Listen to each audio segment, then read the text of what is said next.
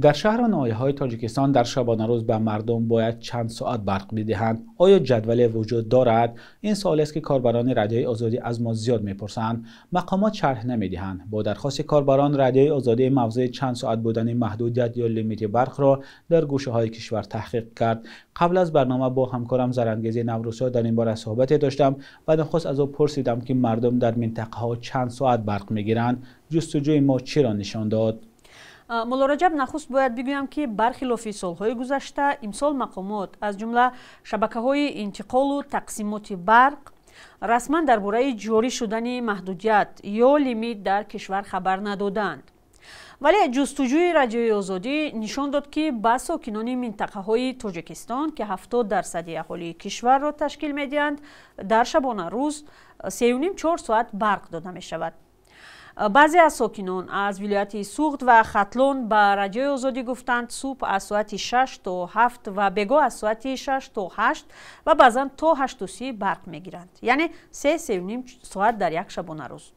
یک مسئول شبکه‌های تقسیمات برق در منطقه بختر به رادیوی آزادی تصدیق کرد که صبح 1.5 و بگاه 2 ساعت به مردم برق میدهند.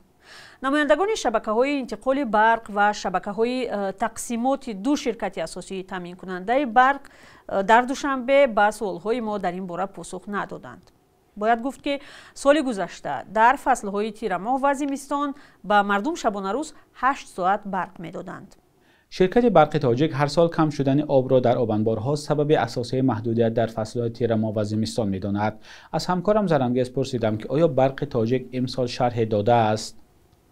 بله، قربان احمدزاده، سخنگوی شرکت برق تاجیک روز 18 نوامبر به رادیوی آزادی گفت با پایین شدن حرارت هوا جاری شدن آب به آبانبار نورک کمتر شده است.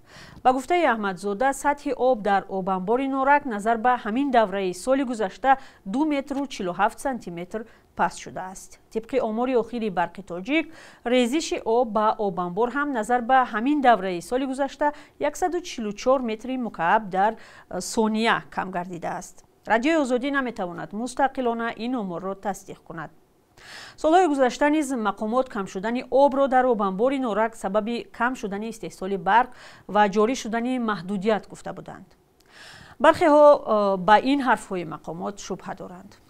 تشکر از همکارم زرنگیز نوروزشاه برای شرح موضوع. در تاجیکستان از روز 23 سپتامبر به این سو برق به ساکنان تمام این مناطق بجز از شهرهای اساسی با محدودیت داده می شود.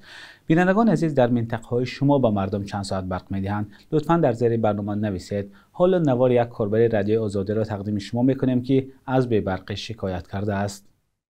اینا رنگ بینو هول پرس میگی. ما اینی طریقه داشتیم. اخی رو شام کده بشینم ما اینی طریقه داشتیم اینا. فناریکی پلانشتی детский قطی. چیکار کنیم؟ نویا شهر توز. без света. издеваться-мон میکنن. метан میکشن. термиксомон سوخ، печкомон سوخ، лампочкомон سوخ. مودا کی میخره печка و лампочка و термикс؟ یگان کس خمون دا میخری. نداریم свет. یا حیات مزاقمون میکنن.